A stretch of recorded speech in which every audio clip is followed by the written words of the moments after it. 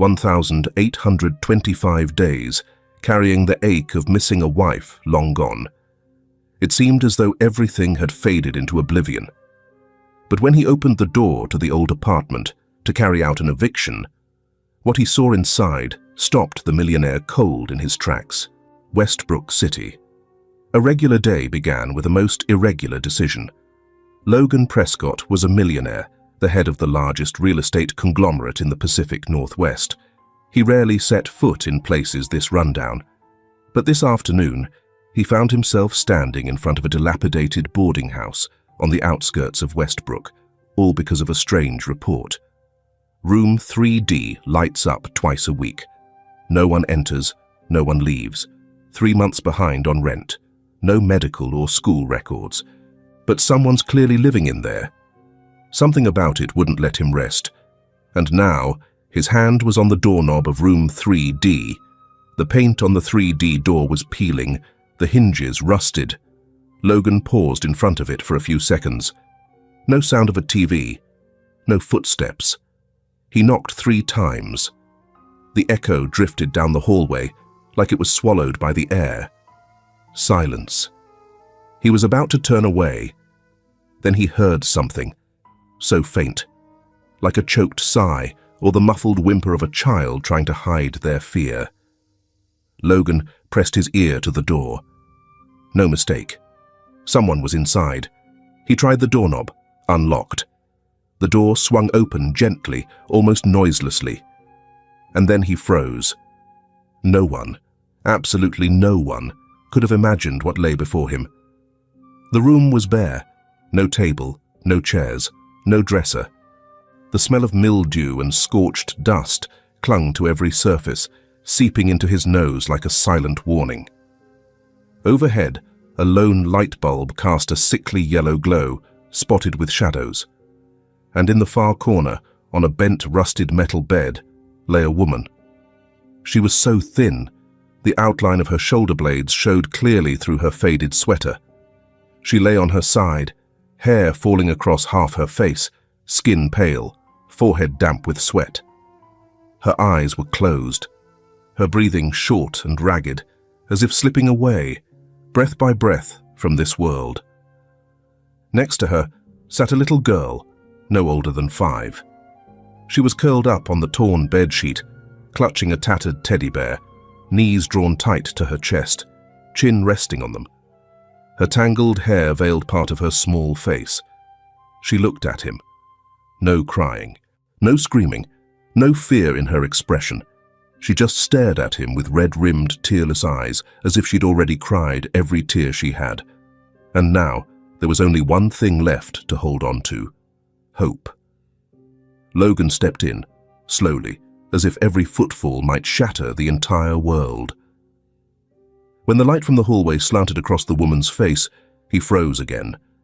It felt like someone had reached into his chest and crushed his heart in their fist. He couldn't look away.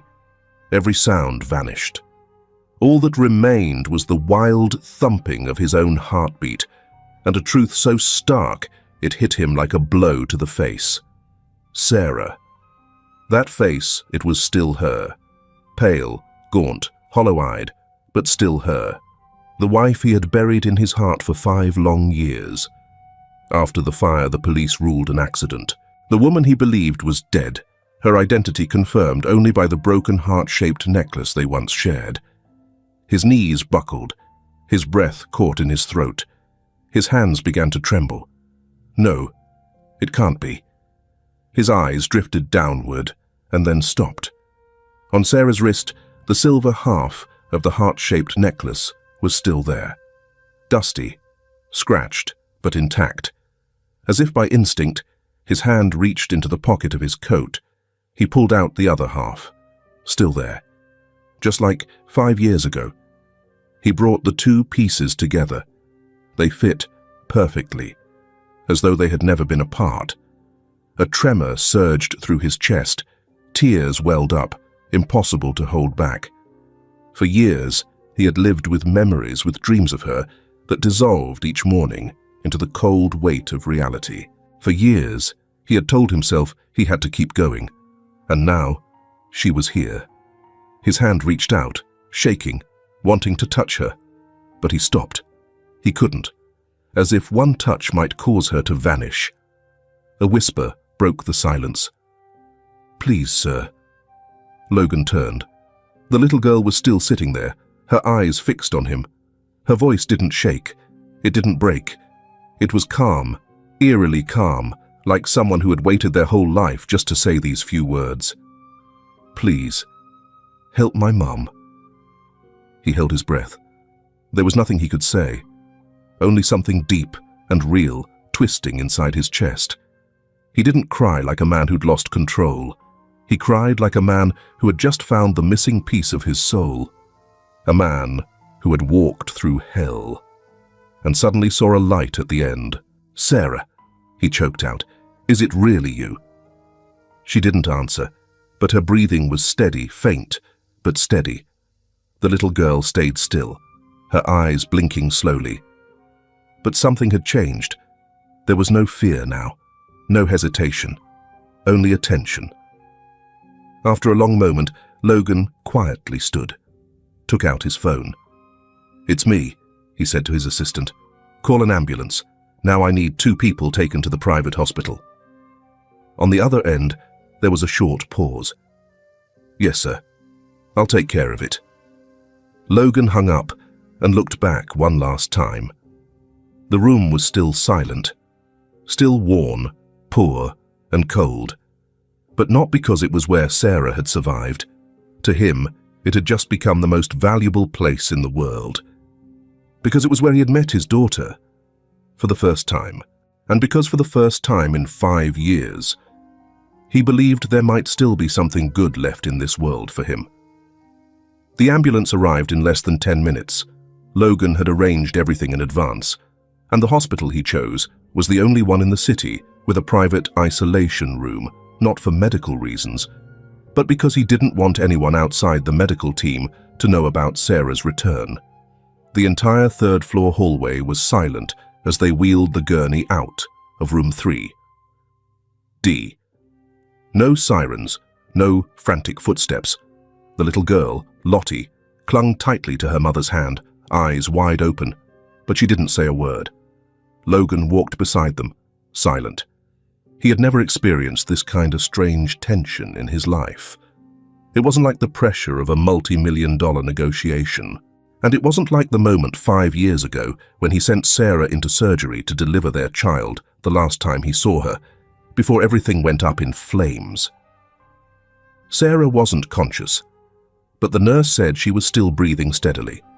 Her pulse was weak, she was severely dehydrated, and her body had suffered from prolonged malnutrition. Lottie didn't have any visible injuries, but she was clearly malnourished. A young doctor quietly told Logan as he signed the admission forms, "This little girl's been living like this for at least a year. No one's been caring for her properly. But I don't see any signs of abuse. It looks like her mother tried to keep things together as best she could." Logan simply nodded. He couldn't say a word. The door to the private hospital room opened. Sarah was moved to the bed, and 2 nurses quickly checked her blood pressure and began IV fluids. Logan sat down in the armchair by the window. He took off his coat, set it aside, pulled out his wallet, and placed a silver half-heart on the table neatly beside the other half that Sarah still wore. The door creaked open softly. An older doctor walked in, Dr. Ellison, Logan's personal physician for the past 15 years. He carried a slim file, his face heavy with concern. Logan stood up the moment he saw him. "How is she?" Dr. Ellison let out a slow breath and laid the file on the table. "She's severely exhausted, malnourished, dehydrated, anemic. More importantly, there are traces of an old sedative in her blood, a drug that was pulled off the market years ago." Logan's brow furrowed. "Which one?" "Halodrex.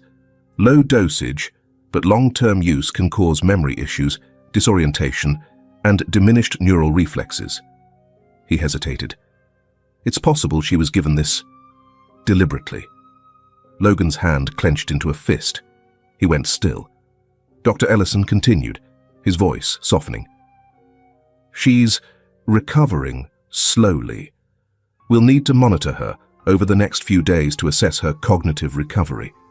But, he paused, turning his gaze toward the hospital bed. The little girl is alert, stable. Logan followed his gaze. Lottie was still sitting beside her mother, her small hand wrapped tightly around Sarah's finger. Her deep, dark eyes were locked on her mother's face, as if she feared that if she so much as blinked, her mother might disappear again just like before. Dr. Ellison went on, even more gently. I know you have a lot of questions, Logan, but first, there's something we need to confirm. Logan turned back to him. What do you mean? A test. DNA for the girl. Dr. Ellison nodded. We can use a hair sample or a swab from the inside of her cheek. It's quick. We'll have results in a few hours. Logan didn't hesitate. His eyes never left the child. Do it, he said, his voice low and firm. I want to know. I need to know. Dr. Ellison called in a nurse. They collected the sample gently, making sure the little girl felt no discomfort. Logan kept his distance. He didn't want to frighten her, but he couldn't take his eyes off her for even a second. Lottie didn't cry. She didn't pull away. She looked so much like Sarah, it made his chest ache.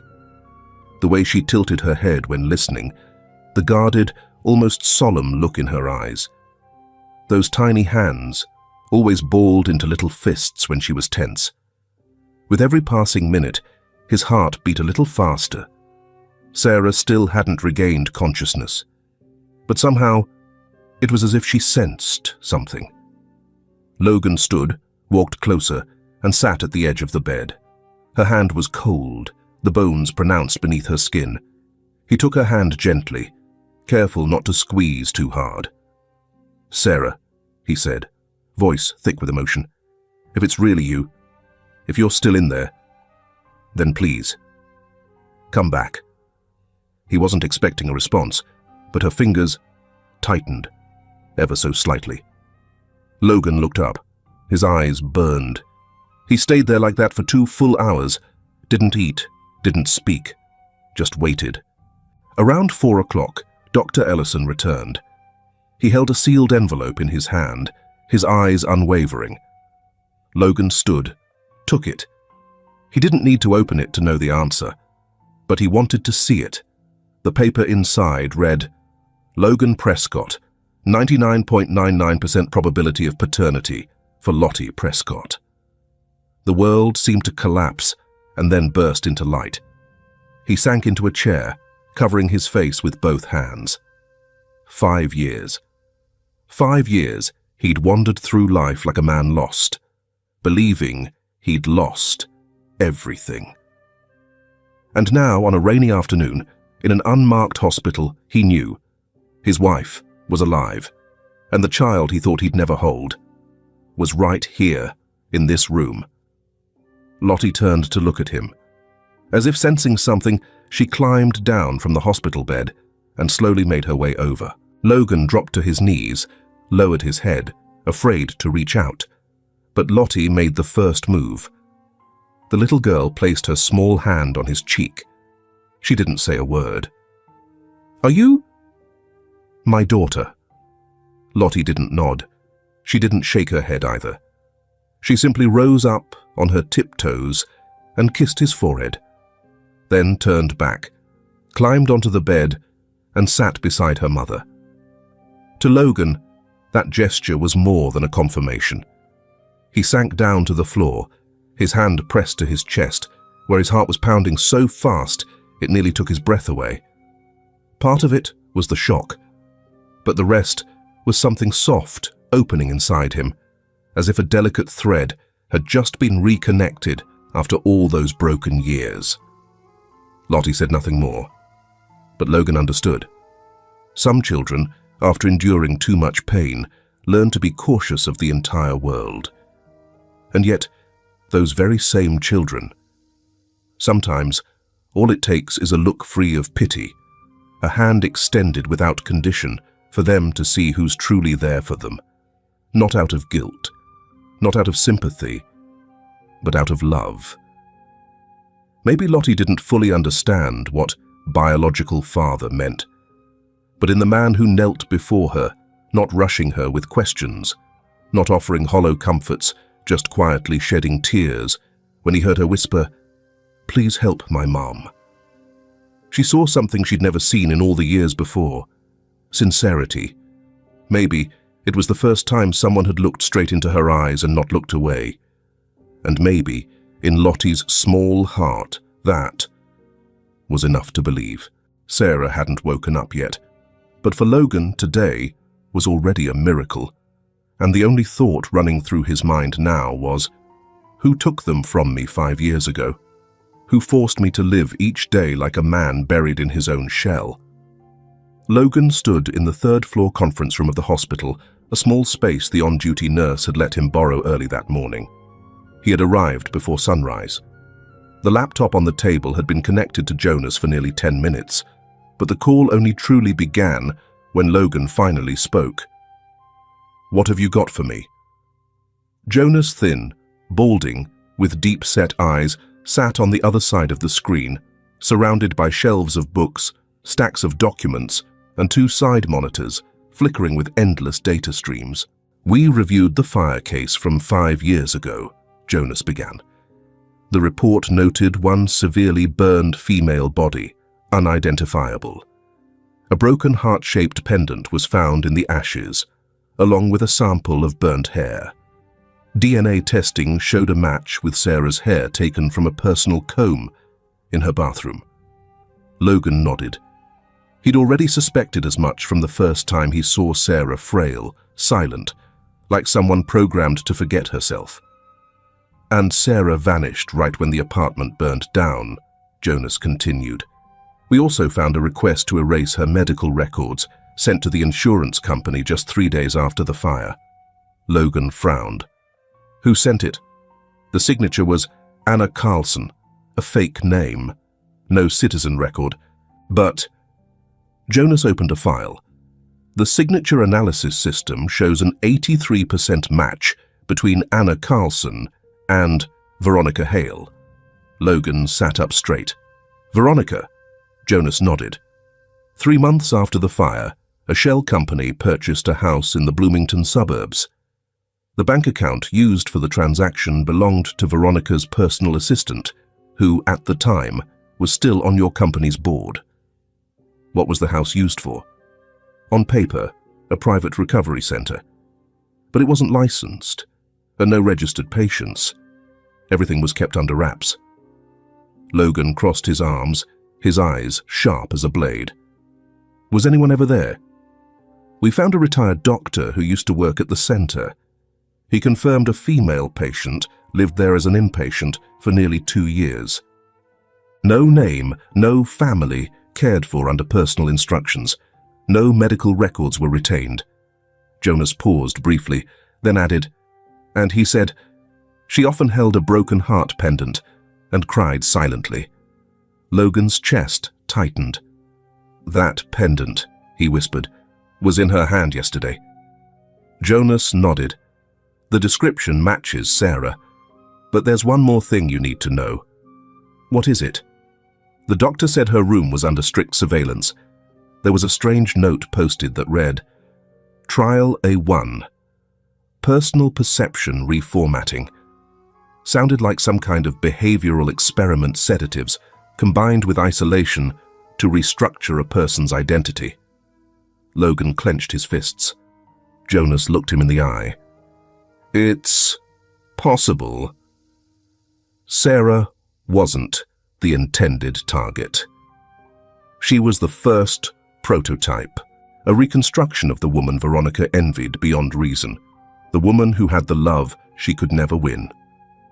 Logan turned toward the window. Outside, the autumn sunlight looked unnaturally beautiful. "She didn't just want to destroy Sarah," he said. "She wanted to recreate her, in the shadows, on her own terms." "Why?" "Because she once told me," Logan whispered, "if you don't choose me, You'll spend the rest of your life regretting it." He returned to the hospital room. Sarah was still asleep. Lottie was drawing a messy picture, but unmistakable. A family of 3, holding hands. Logan leaned down. "What are you drawing, sweetheart?" "A family," the little girl whispered. He gently patted her head. But inside, the pieces of a cold, cruel puzzle were locking into place. Veronica hadn't just destroyed, she had rebuilt, on her own terms. And Sarah, the woman he loved, had once been the raw material in that twisted construction. 3 days later. Sarah still wasn't fully conscious. Lottie had started to talk more, draw more. But Logan, he wasn't at the hospital that morning. He had left a brief message with the nurse. "Got something to take care of. I'll be back before lunch." He went to the office not to work, but to close a door that had been left open 5 years ago. A message had been sent the night before. Just one line. 9 a.m. Come alone. Office. No reason. No explanation. But he knew Veronica would come, and she did. At 8:58. The steady click of heels echoed across the stone floor. The door opened. Veronica stepped in, elegant, composed, her hair softly curled, a cream-white coat fitted neatly to her frame. A faint trace of her old perfume lingered in the air, something both familiar and suffocating. She smiled lightly. Still punctual as ever. Logan didn't reply. He simply gestured to the chair across from him. Veronica sat, crossing her legs, watching him with open curiosity. "How long's it been?" she asked. 5 years, or 5.5? "Close to 5.5, Logan answered curtly. A pause. Then Veronica tilted her head slightly, eyes drifting down to his hand. His wedding ring was gone. "She passed away, didn't she?" Another pause. "Or maybe she never did." Logan looked straight at her. "Did you ever own a house in Bloomington under a shell company?" The question wasn't raised in tone, but the air in the room grew heavier. Veronica didn't answer right away. "You know I invest in a lot of places. That place was once an unlicensed rehab center. No patient records, no medical files." She shrugged. "And you think I kidnapped your wife?" Logan stared at her, voice low. "A woman lived there for nearly 2 years. No ID, no memory. She was my wife." Veronica hesitated just for a moment. Then she exhaled and turned her gaze to the window. "If she was hurt, I'm sorry, but that has nothing to do with me." "Nothing to do with you?" Logan's voice dropped deeper. "She was drugged for years, lost all sense of self. A little girl born with no name, no one to care for her, and every trail leads back to you." Veronica remained silent. Her hands were clasped together, deep red nails pressing lightly into her wrist. Logan went on, not raising his voice, but each word hit like stone against concrete. "I have a copy of the hospital transfer order bearing a signature that matches your bank documents. There's footage of you inside the restricted area. There's a money trail from the Veronica Hale Foundation to Ridgeview, routed through 3 shell companies." She still said nothing, until Logan added one more line. "You once said that if I chose Sarah, I'd regret it for the rest of my life." That's when Veronica laughed, a laugh that had lost all control. "You always thought I acted out of love, but I never loved you, Logan. I just hated losing." She leaned forward, her voice sharper now. "Sarah was everything I couldn't be, a woman who was chosen. So I fixed her. Every habit, every reflex. I didn't imprison her. I reformatted her." Logan was stunned. For a fleeting second, he saw Sarah's eyes again, silent, disoriented, yet always searching for a way out of an invisible box. "And the child?" he asked quietly. Veronica shrugged. An unwanted variable. It made Sarah Crack. That's when the fractures began. Logan rose to his feet, one hand resting gently on the table.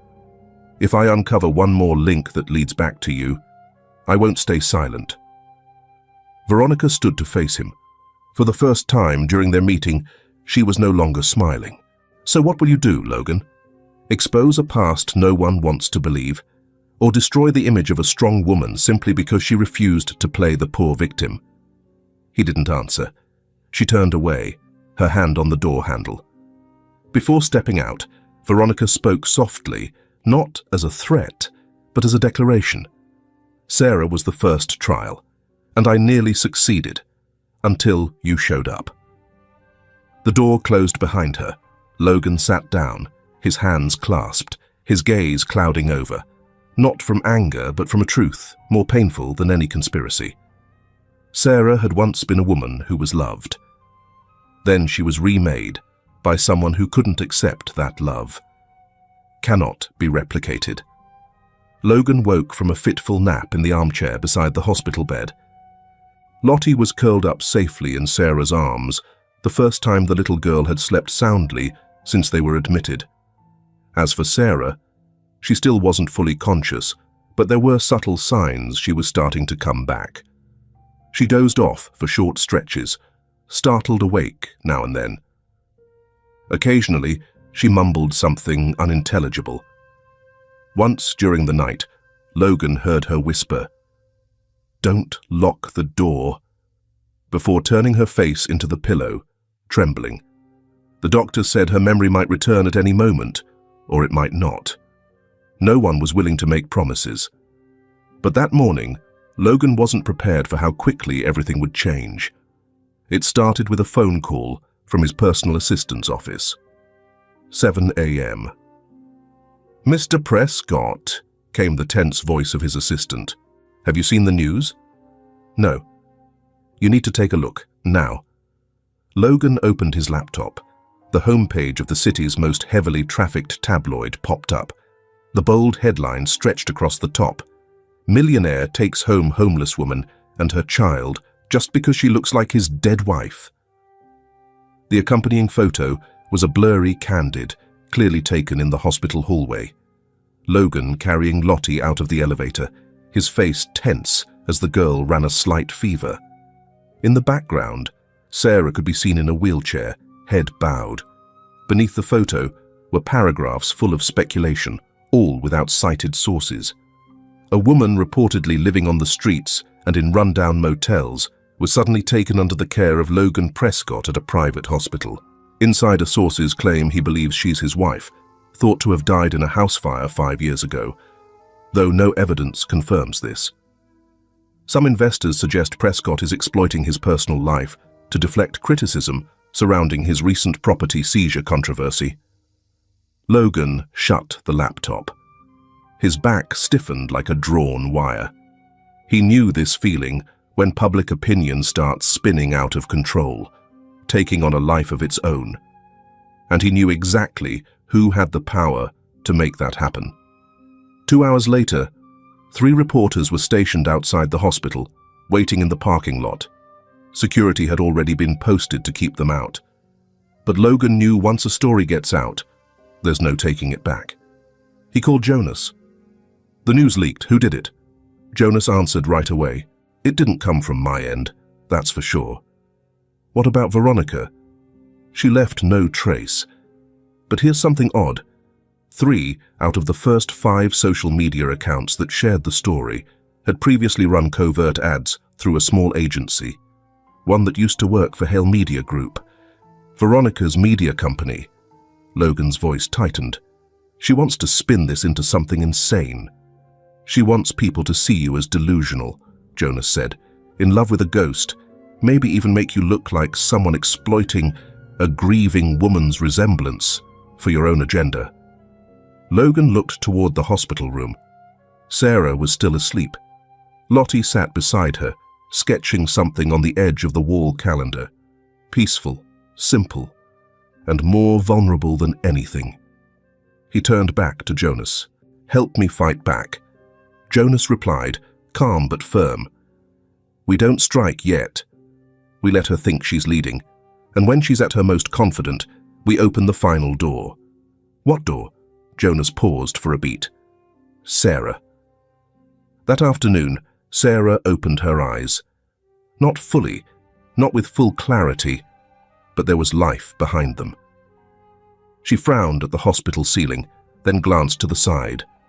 Lottie was holding her hand, whispering, "Mom, you're awake?" She gave a slight nod. Just once. Logan stood at the foot of the bed. She saw him. She didn't flinch, didn't look afraid, just furrowed her brow. "Do I know you?" Her voice was hoarse from days without speaking. Logan stepped closer, sitting gently on the edge of the bed. "It's okay if you don't remember yet. I'm Logan Prescott." She paused to think for a moment, then shook her head. It sounds familiar, but I'm not sure." He only gave a soft smile. "There's still time." She stopped mid-sentence. Her eyes widened, her breath caught. There was fire. I remember fire. And someone was holding me back. She looked at Logan, panic rising in her eyes. "It wasn't you. Someone else. Someone with a sharp perfume, a woman's voice, telling me to stay quiet." She trembled. Her eyes began to blink rapidly. Logan placed his hand gently over hers, light as air. "It's okay. You're safe now. No one here is going to hurt you." Sarah looked at him, her eyes still distant, but something had shifted. The fear in them was beginning to fade, but while Sarah was beginning to remember, the world outside was busy painting a completely different version of her. The next morning, a major talk show made the story of "The Unidentified Woman" its headline topic. They aired heavily edited video clips, accompanied by a sensational title, "Love, Illusion, and Power: The Truth Behind Logan Prescott and the Mysterious Woman." No one knew then. That very woman would, in just a few weeks, become the witness who would blow open the door to a past that had been buried for 5 years. And at that moment, Logan was haunted by a single question. Since when did the truth become the most dangerous part of their game? Morning light filtered gently through the glass window of hospital room 416. Logan brought a few old picture books for Lottie to color, along with a brand new box of crayons. The little girl sat by the window, carefully coloring the fairy's dress blue, her hair golden like sunlight. Sarah, meanwhile, sat with her head resting on a pillow, eyes fixed blankly on the white wall. The psychologist had come earlier and advised they let her be no forcing her to remember, no pushing, though they shouldn't shy away if she started talking. And that's exactly what happened. She said nothing until a food tray was wheeled in. Toast, a boiled egg, and a warm glass of milk. The faint smell of burnt butter drifted into the room. Sarah sat up straight, her fingers tightening on the edge of the blanket. Logan watched her. "Are you okay?" She didn't answer. Her eyes were locked on the tray. "There's this smell," she whispered. "I smelled it before, when I was tied up in that wooden room." Logan froze. She went on, as if rewinding a film, frame by frame. There was smoke and footsteps. Someone opened the door, not yelling, not loud, but cold. A woman's voice. She gave me a piece of bread that smelled just like this, then said, "Eat up, because tomorrow might be your last meal." Lottie looked up, her face confused and frightened. Logan stepped closer gently. "Do you remember her face?" Sarah nodded slowly. Not clearly, just her eyes. Dark, heavy with makeup, and the perfume. Jasmine, but gone sour. She touched her temple, frowning. "I tried to ask where my child was. She just laughed, said, 'She belongs to someone else now.'" Lottie reached out and held her mother's hand. Sarah instinctively squeezed back. What was her name? Logan asked, locking eyes with Sarah. Silence. Then, a single word slipped from Sarah's lips. Veronica. An hour later, Logan left the hospital. His SUV rolled past the central shopping district of Westbrook. The phone rang. It was Jonas. I just got a tip from a former employee at Hale Media Group, Jonas said. You won't believe this. Veronica rented a cabin up in the Bellhurst Mountains the very month Sarah went missing. How long exactly? 3 days before the fire, and she used a fake name. Do we have any photo records? Yes. I'll send them now. Logan swerved sharply, turning onto the road that led to a law office. He had a meeting there to finalize the legal documents protecting Sarah. Once inside the conference room, he opened his laptop. The image appeared. A charcoal grey cabin nestled among tall pines. The windows were shut tight. No visible house number. But in the lower left corner of the frame, a figure was just stepping off the porch, carrying a tray of food. He zoomed in. Bold red lipstick, white fur coat. Logan tapped the table with his knuckles. It's her.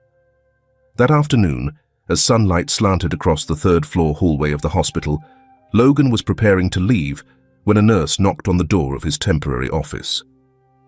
There's a woman named Marla asking to speak with you privately. She says she used to work at the old motel, the place where you found them. Logan gave a small nod. Send her in. The woman stepped into the room, late 30s, maybe 40, wearing a worn coat, a small handbag in hand. Her eyes were deep-set, tired, and carried a trace of fear. She stood still for a moment, then spoke in a lowered voice. My name's Marla. I used to clean the third floor every week, where they lived. Logan gestured to the chair, but Marla didn't sit. She remained standing, hands clasped tightly, as if holding something back. This may not matter much, but I think it's time someone said it. Logan nodded slowly. I'm listening. Marla swallowed hard. A few weeks before you found them, there was a woman who kept coming to 3D at night. Never during the day, no official records of entry. I saw her once, through the side hallway. No one else had a key but management and her. Did you see her face? Marla pulled out her phone and opened a photo from a news article that had gone up earlier that morning. This one. Logan leaned in. He didn't need 3 seconds. Veronica Hale. Marla nodded firmly. This time her eyes filled with unease. At first, I thought she was family. But she never spoke to anyone. Every time she went in, she locked the door from the inside. I once walked past and heard someone crying in the room. Not a child, an adult. Logan's fingers curled slightly. His heart dropped like a muffled bell. Did you hear anything clearly? Just once, Marla said, her voice cracking. I heard a sentence. I didn't dare repeat it before, but it haunted me. I couldn't sleep. Logan said nothing, just waited. Marla looked up, exhaled. You want to be loved like she is? Then you'd better learn to be quiet first. Logan sat motionless.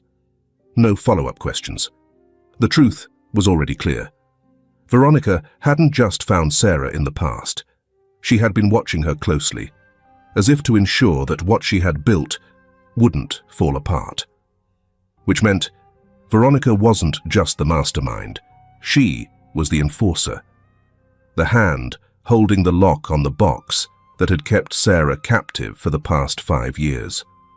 When Logan left the hospital, a message from Jonas was already waiting. We've got another witness, but she's being threatened. If we don't get there in time, she might disappear like Sarah. Logan gripped the steering wheel tighter. The game wasn't over. The question was no longer, who did it, but rather, how many more will be silenced before the truth is finally told? A light drizzle fell over Westbrook, as Logan steered his car into the narrow alley on the east side. The address Jonas had given him led to an old 3-story building. Its brown brick walls were stained with age, and the windows were moss-covered. Apartment 2B. Tenant, Lena Ward, a former janitor at the Ridgeview facility. Jonas had said, "She knows something a lot of people want buried." Logan rang the bell. No answer. A few seconds later, the door creaked open just enough to reveal a pair of cautious eyes behind a security chain. "Ms. Ward?" "I'm Logan Prescott. You know why I'm here." Lena was silent for a moment, then slowly unlatched the chain. The apartment was small, dim, and damp. An old teacup sat forgotten on the table. The air was thick with fear. "You shouldn't have come," she whispered. "If they find out I talked?" "No one else knows," Logan reassured her. "I need the truth. About Sarah, about the child." Lena sat down, her hands trembling as she poured some water. "I used to work at Ridgeview, but it was really a disguised holding facility. Patients came in with no paperwork, no family, no right to ask why they were there." Logan nodded.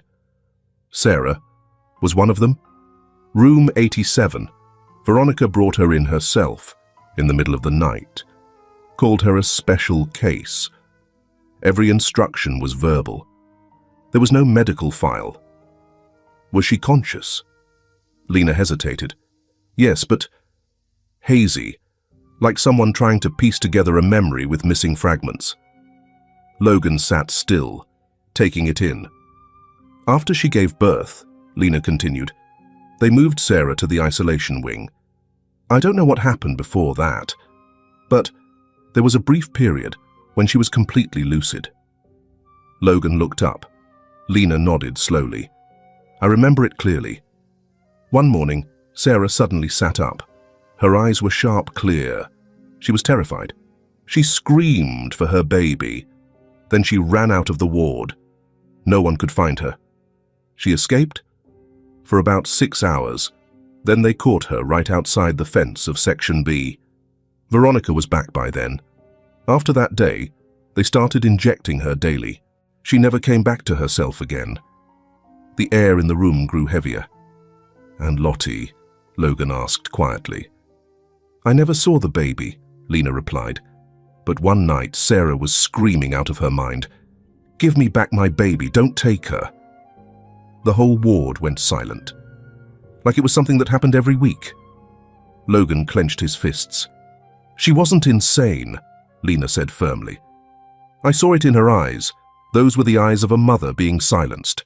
Not crazy, just slowly crushed by drugs and silence." "Why did you leave the job?" Lena took a deep breath. "One day, I was changing the bed sheets and found that Sarah had hidden a scrap of fabric inside her sleeve. It was torn and faded, but in the corner, stitched in blue thread, was the letter L. It was baby cloth." Logan was stunned into silence. "I pretended I didn't see it, but 2 days later, Veronica called me to her office." "What did she say?" Lena looked him straight in the eye. "No threats, no yelling, just one sentence. Do you want to be called an accomplice to kidnapping?" Her hands started to tremble. "I quit that very week, moved out, changed my number. But lately, someone's been watching me. A man in a black hat, a car with no plates. I'm scared I'll be the next body found in silence." Logan stood, his expression steely. "You're going to be okay, but you have to testify. In court. In public." Lena looked at him, her eyes brimming, but her voice firm. "I will. Not for you, but for Sarah." Her voice caught, then softened into a whisper. "She once held my hand and whispered, like she was clinging to her name, to keep from disappearing. 'My name is Sarah. I have a daughter named Lottie. Don't let them erase me from this world.'" That night, Logan sent Lena's statement to Jonas. The charges were clearly laid out: kidnapping, unlawful confinement, drug abuse, and violation of custody rights. But the text Jonas sent back made Logan's blood run cold. The doctor who prescribed Halodrex to Veronica has been missing for 3 days. At the hospital, Sarah had a strange dream. She was running down a wooden hallway, clutching a doll with a broken leg, someone calling her name, echoing through the fog of memory. Sarah. She jolted awake. Lottie was still peacefully asleep, but beside her was a crayon drawing, a wooden house, a woman standing in the doorway, and behind her, a child being pulled away by someone in a white fur coat. Sarah gasped. The memories were starting to return. The next morning, Logan entered the hospital room. Sarah was waiting, holding the drawing in her hands. "I remember," she said. "The day they took my daughter, I scratched Veronica. On her right cheek, it left a scar." Logan nodded. "If that scar's still there?" "It's evidence." "So what do we do next?" Logan took her hand. "We speak out. This time, you tell the story. No more, number 87. You are Sarah Prescott." Sarah looked out the window. Morning sunlight poured into the room, as if pushing back 5 years of darkness. She was no longer a shadow. She was a mother, with a name, with a child, with memories, and a truth waiting to be reclaimed. Westbrook Courthouse, 9 a.m. The wind was fierce, sending the papers pinned to the public bulletin board fluttering like the wings of a wounded bird. A cluster of reporters had been stationed outside since early morning. The first news flashes had already mentioned the name Veronica Hale alongside keywords: kidnapping, medical coercion, adoption fraud. Logan entered the main hallway with an unreadable coldness. At his side was lead attorney Douglas Crane, the same man who had once won cases against major pharmaceutical companies. Just behind them walked Sarah, tightly holding little Lottie's hand, followed by key witness Lena Ward. At the door to the courtroom, Veronica had just arrived. She was dressed entirely in white, hair in a high chignon, black sunglasses in place, and an Hermes purse in hand, like she was still on her way to lunch at a charity gala. Their eyes met. Logan didn't nod. Veronica gave a faint smile. "You've always known how to turn someone else's pain into a stage, haven't you?" he said softly, his voice slicing through the air like a blade through mist. Veronica glanced at Sarah, then at the child.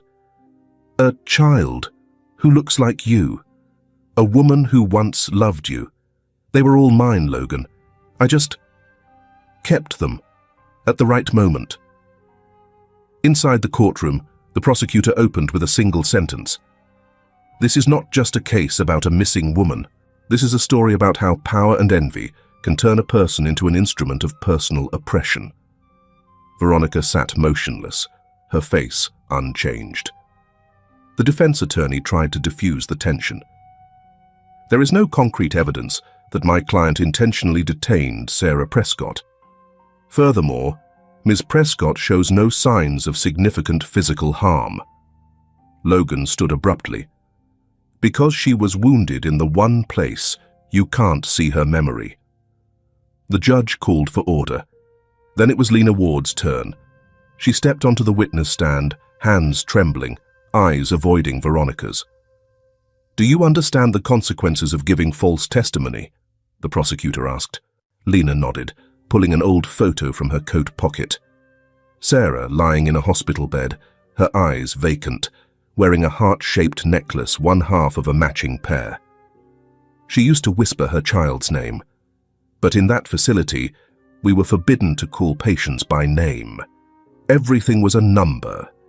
They stripped away language, and when no one calls you by your name anymore, you stop being a person. In the courtroom, tears streamed down Sarah's face. Lottie clung tightly to her mother's arm.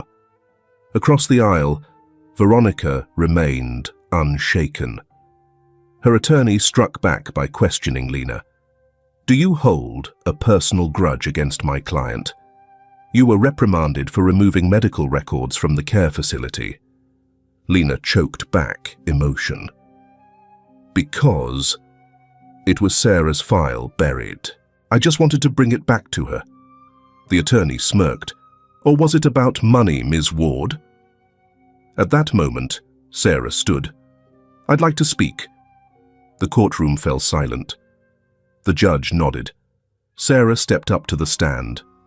No notes, no attorney, just a necklace in her hand and a voice she'd only recently reclaimed.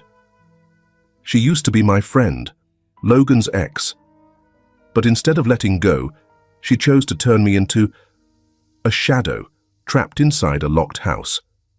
Sarah paused, her eyes fixed on Veronica. You once looked me in the eye and said, "Women like you don't deserve a family like that." I didn't understand back then. But now I do. You didn't need me dead. You just needed me forgotten. When the court broke for lunch, the judge announced, "We will reconvene tomorrow to review the medical evidence, financial history, and the remaining witness testimonies." Logan let out a sigh. Sarah leaned on his shoulder. Lottie slept in her mother's arms. Across the hallway, Veronica stepped out, her dark sunglasses hiding her eyes. But for a brief moment, she stopped. Her hand touched her right cheek, the place where Sarah once claimed she had left a scratch. There was no scar, but her hand trembled. That night, Logan opened his laptop. An email from Jonas was marked urgent. I found an old camera at Ridgeview. A 7-second clip. It shows Sarah being dragged and Veronica signing the hospital transfer order. The handwriting matches the signature from the bank records that year. The footage was incomplete, but perhaps enough to end a chain of lies. Would that short clip be enough to bring down the truth Veronica had hidden for so long? Or was there someone else still standing behind the curtain? 12 noon. Logan drove straight to the small newsroom of Jonas Rowe, a veteran investigative journalist known for bringing down more than a few politicians. Jonas had been the first person Logan called when he began to suspect something had gone terribly wrong all those years ago. And today, he'd unearthed something that could turn the whole case on its head. In Jonas's hands was an old black hard drive. Alongside it sat a thick printed folder, stamped Private Donation Records, Ridgeview Psychiatric Program. This is a bombshell, Logan, Jonas said quietly. And it's not just about Veronica. Logan said nothing. In the soft yellow light streaming through the window, his eyes turned cold and distant, as if he'd already left the room. Jonas plugged in the USB. A grainy video clip filled the screen. A long hallway, the camera shaking. Sarah, dressed in a patient's gown, was being dragged away by 2 nurses. Her mouth moved, screaming, but there was no sound. Just beside her, Veronica was signing papers. No zoom needed, the signature was crystal clear. Then, another figure passed behind Veronica. A tall man wearing a baseball cap, his face obscured, but on the white lab coat, a name badge read, Dr. G. Marlowe. Jonas paused the video. That man is the director of the charitable program funding Ridgeview, a branch set up by Veronica's own foundation. But what no one knows is that behind that foundation is a network of so-called pathology conversion doctors, specializing in detaining individuals labeled as emotional threats to those providing funding. Logan's brow furrowed. You're saying this isn't just about Sarah? Jonas nodded. She was just a test case. If it worked, they could use the same method to remove anyone inconvenient, an ex-wife, an employee who knew too much, or an illegitimate child. Logan exhaled sharply. He stood up and stepped out onto the balcony. Below, traffic still buzzed, but inside, a strange calm settled over him. Not because the truth was surfacing, but because of one realization. Sarah had survived a system built to silence her, not through violence, but through legitimization. They're not going to stop, he said, turning back inside. If they were able to make a woman legally disappear, then where do we draw the line? Jonas nodded solemnly. There is no line, unless you build a bigger wall to stop them. That evening, Sarah sat by the window of the temporary apartment, where the city lights cast soft glows onto the cream-colored curtains. She held Lottie in her arms. The child was asleep, but Sarah herself hadn't been able to close her eyes. Logan stepped in, holding a file folder in his hand. There's something I need to show you, but first I have to ask. Sarah looked up. Have you ever seen this man before? Logan handed her a photo of Dr. Marlowe. Sarah stared at it for a long moment. Her eyes widened slightly. Yes, he once said something very strange. Sleep now, and you'll get to stay longer. I've never forgotten it. Logan clenched his fist. He knew then. This nightmare wasn't the work of just one man. The next morning, Logan called a private meeting with 3 senior attorneys, a representative from the Medical Oversight Board, and one final person, Judge Retta Vaughn, who was set to preside over the next hearing in the Veronica case. He laid everything out: video footage, financial records, and photos of Sarah from the early days of her confinement at Ridgeview, along with Lena Ward's testimony. Judge Vaughn sat in thoughtful silence. Mr. Prescott, are you aware of the consequences if we agree to expand this investigation into potential abuse of the healthcare system? The entire state could be shaken. Logan didn't blink. I don't want the state to be shaken. I just want a mother and her daughter to live as who they truly are. That afternoon, an unmarked car pulled up in front of Veronica Hale's house. 3 men stepped out. 2 wore suits, and 1 carried a federal badge. The door opened. Mrs. Veronica Hale, you are under arrest on suspicion of unlawful imprisonment, falsifying medical records, and misappropriating charitable funds. Veronica looked at them without a trace of surprise. She simply asked, "And him? What about him?" "Dr. Marlowe is on the run," one of the agents replied, "but not for long." That evening, Logan sat on the porch with Sarah. Below them, Lottie was riding her bike in the yard, laughing freely. "I used to think I'd lost you forever," Logan said softly. Sarah looked up at the sky. "There were days I thought so too. But the only thing I managed to hold on to was our child's name." Logan reached for her hand. "And now, her last name, too." Sarah smiled. For the first time in 5 years, it was a real smile, like her heart had finally come home. But, with Marlowe still at large, was this truly the end? Or just the beginning of another storm? Monday morning. A sudden press conference was called at the New Hampshire State Justice headquarters. The media packed in tightly, cameras trained on a small podium where a single man stood, Logan Prescott, dressed in a light grey suit. Not as a millionaire, not as a chairman, but as a husband, a father, and a man who had nearly lost both roles to a system he once trusted. "Thank you all for being here," Logan began, his voice low but unwavering. "The story I'm about to share isn't to cast blame, but to shine a light. 5 years ago, my wife Sarah Prescott was declared dead in a fire. But she wasn't. She was taken to an illegal psychiatric facility under the guise of rehabilitation, using falsified documents. My daughter, Lottie, grew up in loneliness and hunger, with no one to protect her." Logan paused. The lenses zoomed in close on his face. Behind that deception was a network of individuals who used the law, medicine, and money to strip others of their dignity. "I've survived the harshest world of business, but I never imagined legal hell could be so silent and effective." He looked down. Sarah and Lottie were seated in the front row, holding hands. "We're not telling this story to reclaim the past. We're telling it to protect the future." At that very moment, across the state line, in a roadside hotel in Vermont, a raid was underway. The FBI stormed the third floor, kicking down the door of a room suspected of hosting an anonymous routing device. In the center of the room sat a laptop, live-streaming surveillance footage of a new rehabilitation facility, a setup almost identical to the former Ridgeview Center. On the screen glowed a username, marlow.g@healthgrp.org. A thin man with a thick beard tried scrambling out the window, but was quickly restrained. The FBI team leader stepped forward. "Dr.